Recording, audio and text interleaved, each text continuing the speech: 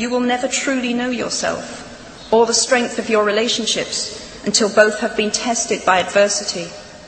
Such knowledge is a true gift for all that it is painfully won, and it has been worth more than any qualification I ever earned.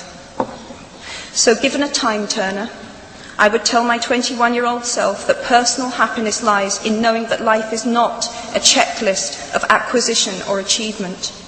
Your qualifications, your CV, are not your life, though you will meet many people of my age and older who confuse the two. Life is difficult and complicated and beyond anyone's total control, and the humility to know that will enable you to survive its vicissitudes. Now, you might think that I chose my second theme, the importance of imagination, because of the part it played in rebuilding my life, but that is not wholly so. Though I personally will defend the value of bedtime stories to my last gasp, I have learnt to value imagination in a much broader sense.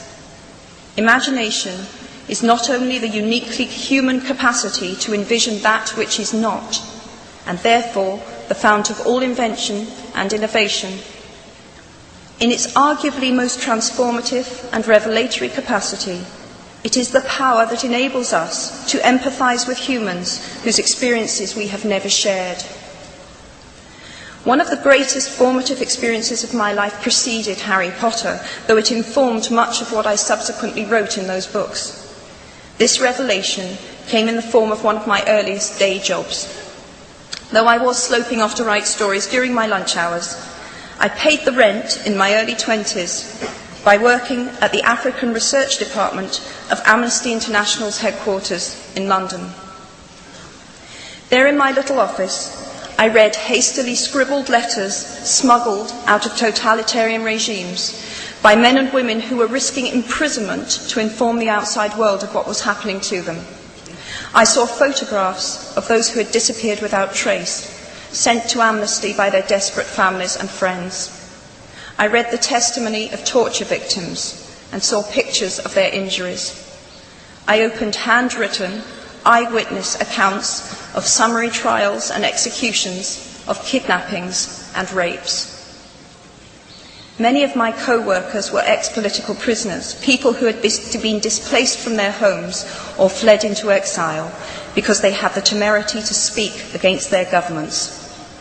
Visitors to our offices included those who had come to give information or to try and find out what had happened to those they had left behind.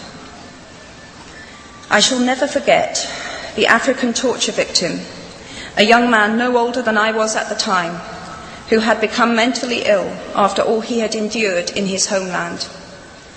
He trembled uncontrollably as he spoke into a video camera about the brutality inflicted upon him. He was a foot taller than I was and seemed as fragile as a child.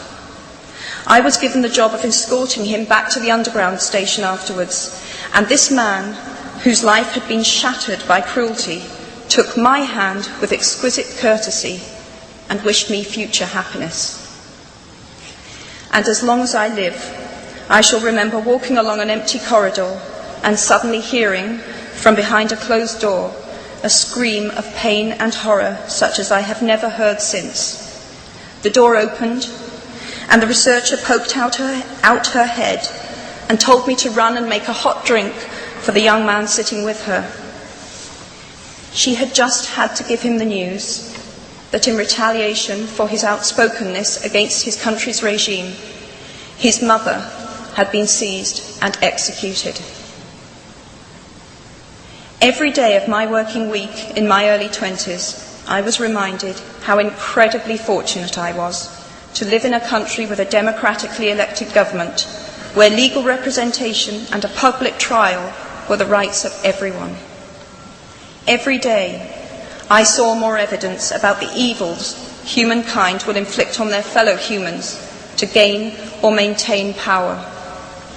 I began to have nightmares, literal nightmares, about some of the things I saw, heard, and read. And yet, I also learned more about human goodness at Amnesty International than I had ever known before. Amnesty mobilises thousands of people who have never been tortured or imprisoned for their beliefs to act on behalf of those who have. The power of human empathy leading to collective action saves lives and frees prisoners.